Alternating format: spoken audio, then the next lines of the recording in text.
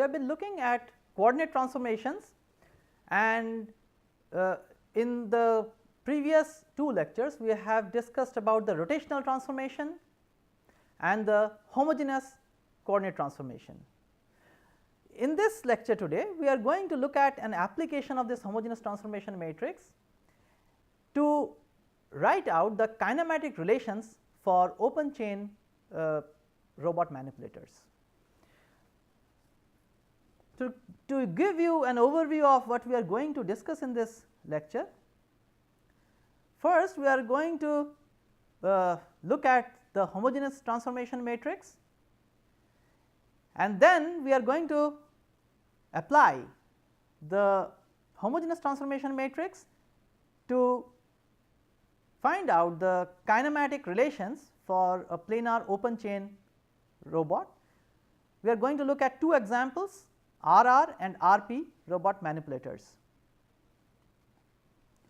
As we know that a rigid body in a plane requires 3 coordinates, 2 position and 1 orientation, whereas a rigid body in spatial motion requires 6 coordinates, 3 position and 3 orientation. The objectives of coordinate transformation we have already discussed. So, we have this tracking of motion of a point on a body which is in motion. The coordinate transformation gives us a relation between the body fixed frame and the ground frame. So, if we want to represent a vector in a body which is under motion, we would like to find out the position of a point which is moving with respect to a body in the ground frame, then we use this coordinate transformation. In this lecture we are going to look at the application of the homogeneous coordinate transformation to the kinematics of open chain robot manipulators. Let us review what we have discussed. For a body under general plane motion, suppose this body goes from this configuration 1 to configuration 2. So, this is in rotation as well as translation. So, if I consider this point as Q and this point as P, so these points move respectively to P and Q in configuration 2. My objective is to determine this P 0. So, the objective is to determine P 0 in terms of P 1 and also of course D 0.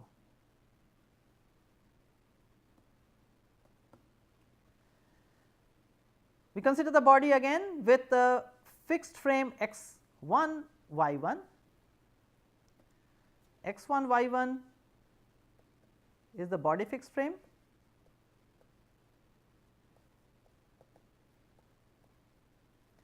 and x 0 y 0 is the earth fixed frame.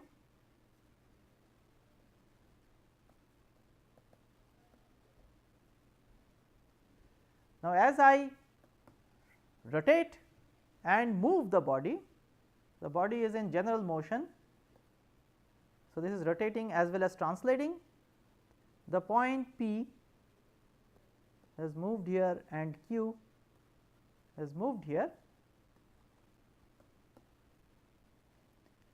My objective is to find out P naught or relate P naught in terms of P 1 and D 0.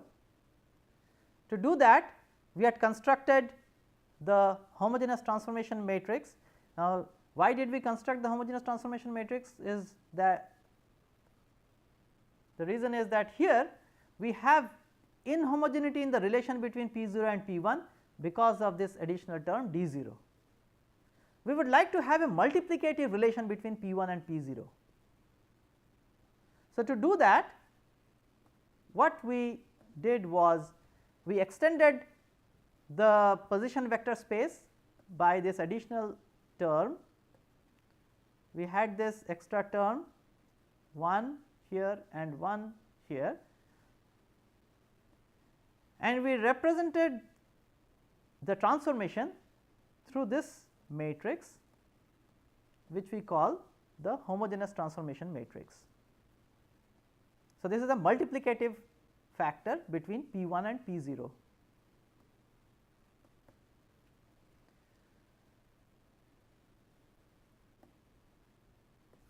So, we have the relation between the vectors P1 and P0. This is P1 and P0. We have additionally this entry 1, this element 1 in these respective vectors, which is just an extra term. We only need to read out the first two elements of this vector. 1 will transform to 1 only. That is the property of the homogeneous transformation matrix.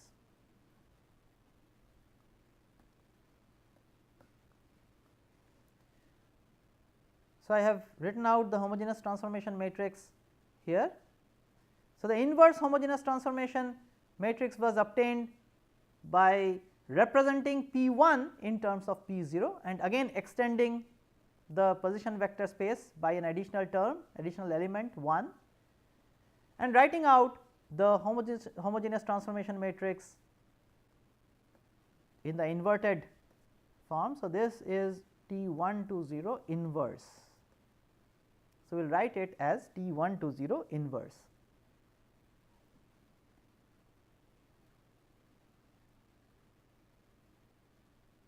So, this needs to be 0. So, this is the homogeneous transformation matrix inverse that takes a vector in the 0th frame to the first frame. So, in frame 0, representation of point P in frame 0. So, this is point P. So, this takes the representation in frame 0 to the representation in frame 1.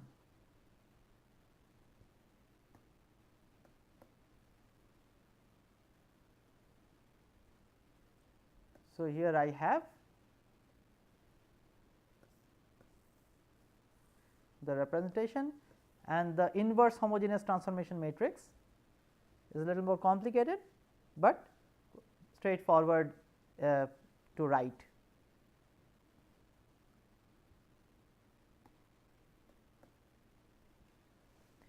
Then we had discussed about the sequence of homogeneous transformation matrix, and this is what we are going to use now to describe the kinematics of a planar open chain robot manipulator. So, how do we relate? You can see that this frame x1 y1 is a frame x1 y1 for the manipulator. Now, this x1 y1 is fixed. It is fixed to frame to the link L1. This frame x1 y1 is fixed to link L1. Then we have this frame x2 y2. Correspondingly, we have frame x2 y2, which is again a translation from x1 y1 by this length L2, and this frame is fixed to the link L2. So, x1 y1 is fixed to link L1, x2 y2 is fixed to link L2. Now, we see a correspondence between these two.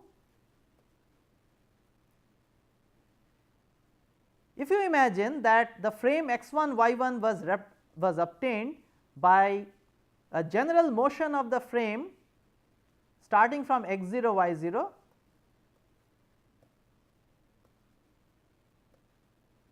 so we initially had x1 y1 like this, then we translated and rotated it to obtain x1 y1.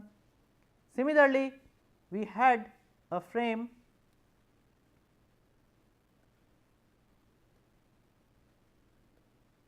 x2 y2 which was translated and rotated to obtain the frame x2 y2 as we see here.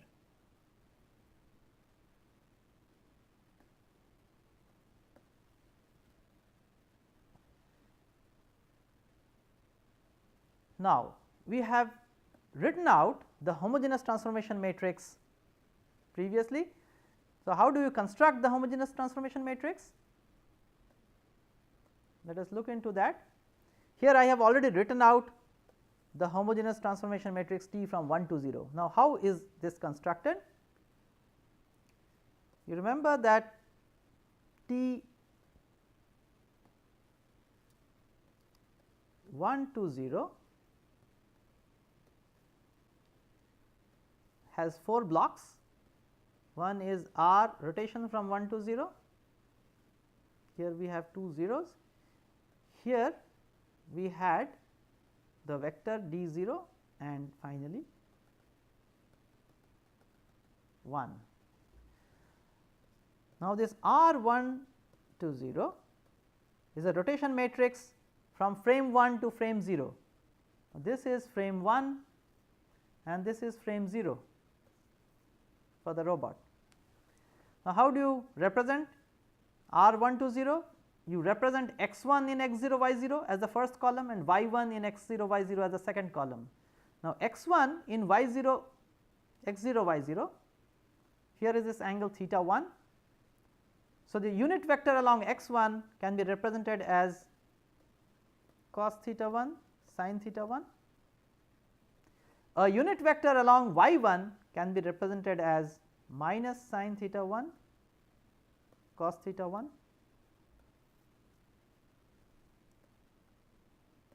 So, remember that this is representation of x1 in x0 y0 and this one, this column. So, this whole column is a representation of y1 in x0 y0. So, the first column is a representation of x1 in x0 y0, the second column is a representation of y1 in x0 y0. So, that gives us R from 1 to 0 and that is what I have written in the first block.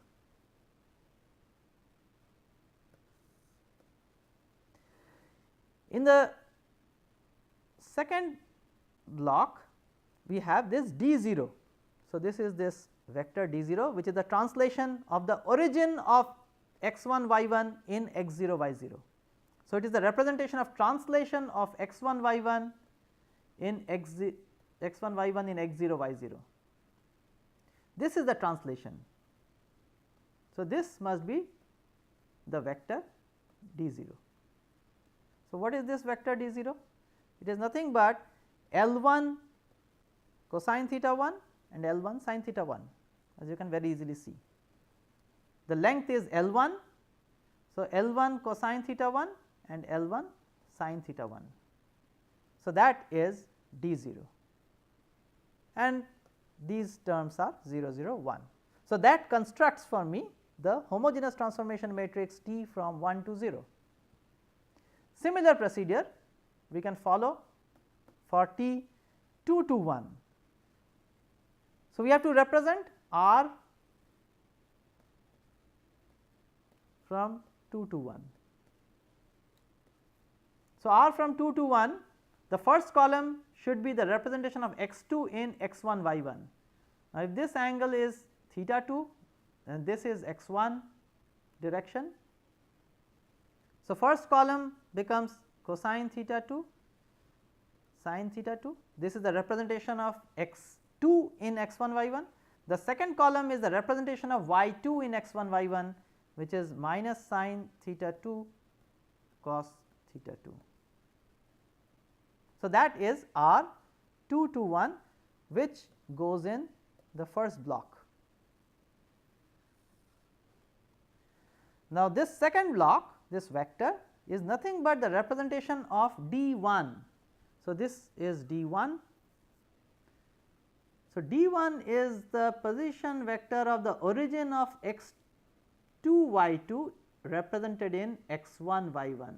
So, this vector must be D2, and that is D2 vector is nothing but L2, this length is L2 cosine theta 2. Remember that we are representing in x1 y1, we are representing the origin of x2 y2 in x1 y1. So, it is L2 cosine theta 2 and L2 sine theta 2, and that is what we have here as a second block, and the other terms are 0 0 1. So, that constructs for us the homogeneous transformation matrix T from 2 to 1.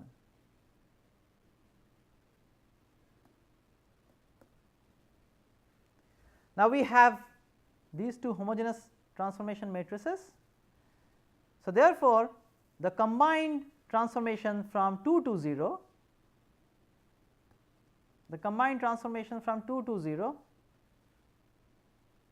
is given by the transformation of 1 to 0 times the transformation of 2 to 1. So, this gives us the transformation from 2 to 0. Now, if you do that, you will get this transformation matrix. If you multiply these two in this order, please remember that this order is very important.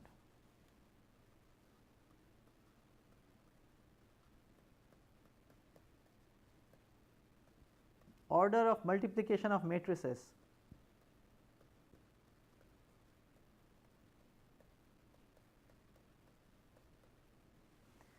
This is extremely important. If you multiply these two matrices in this order, then you will get the homogeneous transformation matrix from 2 to 0, which is of this form. Now, this block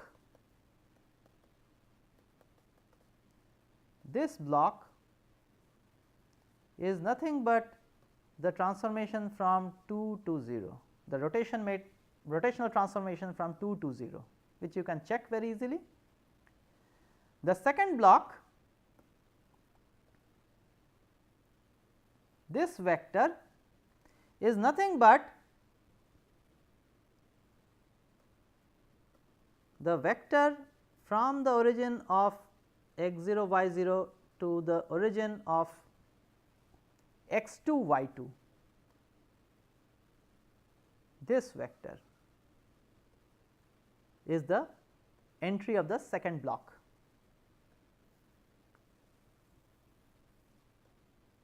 This vector is the entry of the second block, and this is what we have done as the forward kinematics relation. We have discussed this.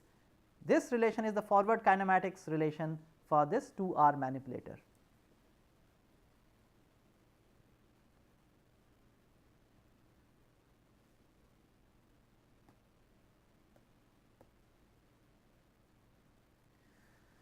Let us move on to the RP manipulator kinematics. Here we have the frame x1 y1 in this schematic representation as the frame x1 y1 here. The ground fixed frame is of course x0 y0. So, this is ground fixed. x1 y1 is at the end of link L1 and it is welded to it. So, x1 y1 is fixed to link L1, x2 y2 is fixed to link L2. Now, we can see the correspondence between these two. Let us start writing the transformation matrices. Once again, the homogeneous transformation matrix from frame 1 to frame 0, this remains same as that of the 2R manipulator. Let me mark out the blocks. This is nothing but R from 1 to 0, the rotation matrix from 1 to 0, and the second entry this, which is d 0, is this vector.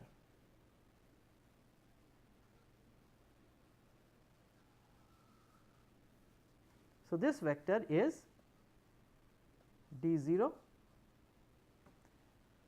Essentially, this is the translation of frame 1 from the origin of frame 0, which is d 0.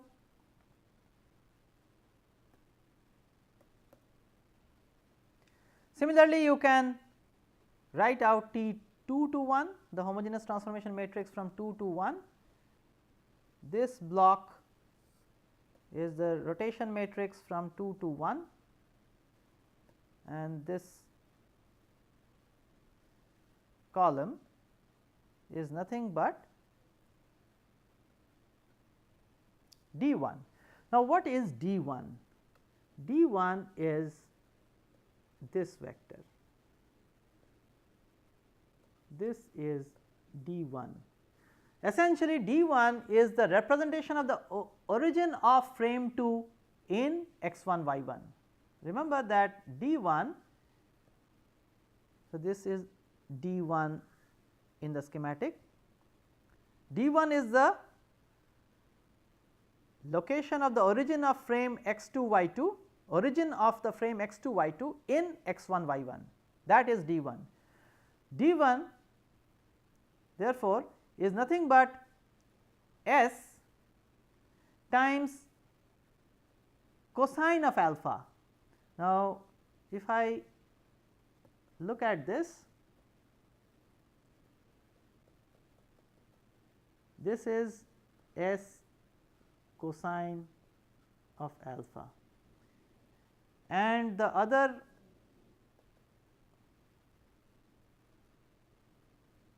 entry is minus s sine of alpha, as you can see very easily here. So, we are representing the vector, the origin of x 2 y 2 in x 1 y 1. So, the two components are s cosine alpha and minus s sine alpha. So, that is what I have. So, the first component is s cosine alpha, the second component is minus s sine alpha. So, that is the representation of d 1 in x 1 y 1. So, that completes the homogeneous transformation matrix T from 2 to 1. Now, let us collect these two matrices, and to obtain T from 2 to 0, I need to multiply T from 1 to 0 and T from 2 to 1 to obtain T from 2 to 0, the homogeneous transformation matrix T from frame 2 to frame 0.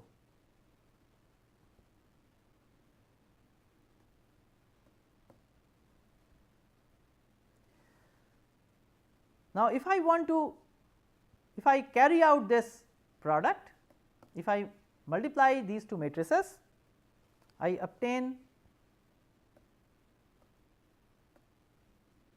this transformation from frame 2 to frame 0. So, as we have noted, the idea is to have a vector in frame 2, and if I multiply with the homogeneous transformation matrix from 2 to 0, I will get P 0 1. Now, if I want to really find out the position vector this, I need to consider the origin, which means the representation. Now, what is this point in x 2 y 2? This point in x 2 y 2 is nothing but 0 0. This is the origin of the frame x 2 y 2. This is P 2. So, if P 2 is 0 0, then this becomes 0 0 1. This becomes 0 0 1, because I have considered the point to be the origin of the frame x 2 y 2. So, the origin of the frame x 2 y 2 is nothing but 0 0. In x 2 y 2 the representation is 0 0, that is the origin of x 2 y 2. So, therefore, this extended vector becomes 0 0 1, and when I multiply this with t 2 to 0, you can very easily see, and when if I multiply this with 0 0 1, I only filter out this column. So, therefore, I have L 1 cosine theta 1 plus S cosine phi, L 1 sin theta 1 plus S sin phi and 1. So, this is what I will have. So, essentially this P 0 is this vector. So, that is the origin of x 2 y 2 represented in x 0 y 0. Now, if I want to take another point, so this is for the origin. If I want to take another point, let us take another point.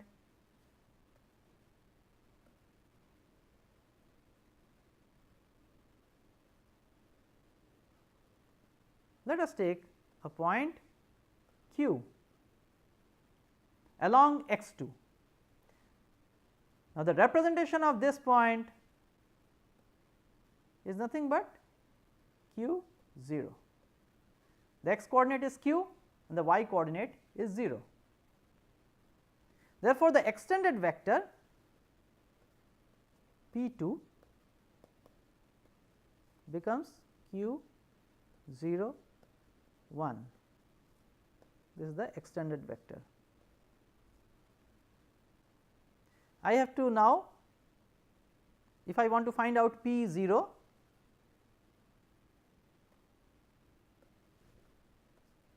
P 0 1 is nothing but t from 2 to 0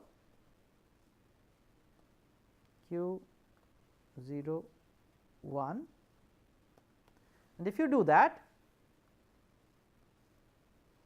you will get q cosine phi plus L 1 cos theta 1 plus S cos phi q sin phi plus L 1 sin theta 1 plus S sin phi and 1. Now, what is this vector? This vector is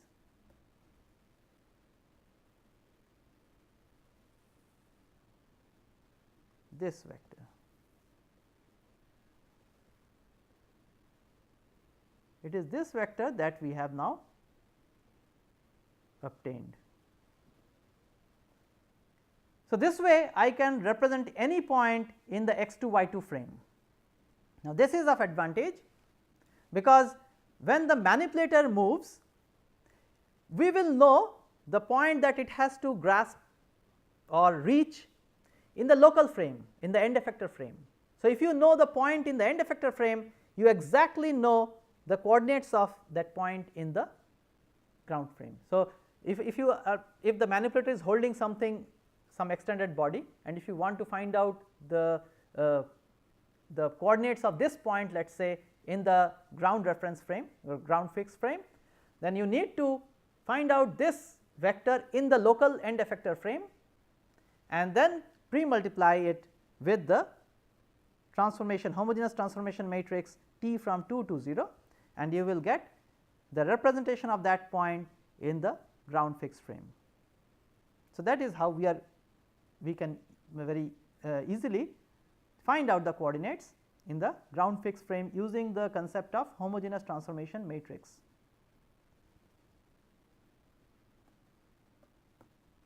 So, to summarize, we have looked at the application of homogeneous transformation matrix to robot manipulators to write out their kinematic relations. We have looked at two examples of planar open chain manipulators, the RR and RP planar manipulators, and we have determined their homogeneous transformation matrices. Now, this is very useful in representing the kinematics of such manipulators. Now, this is one step towards understanding the coordinate transformation in case of spatial manipulators or in 3 dimensions. So, in this lecture we have taken that one step and we have understood how to use the homogeneous transformation matrix in the to write out the kinematic relations for robot manipulators, and with that I will conclude this lecture.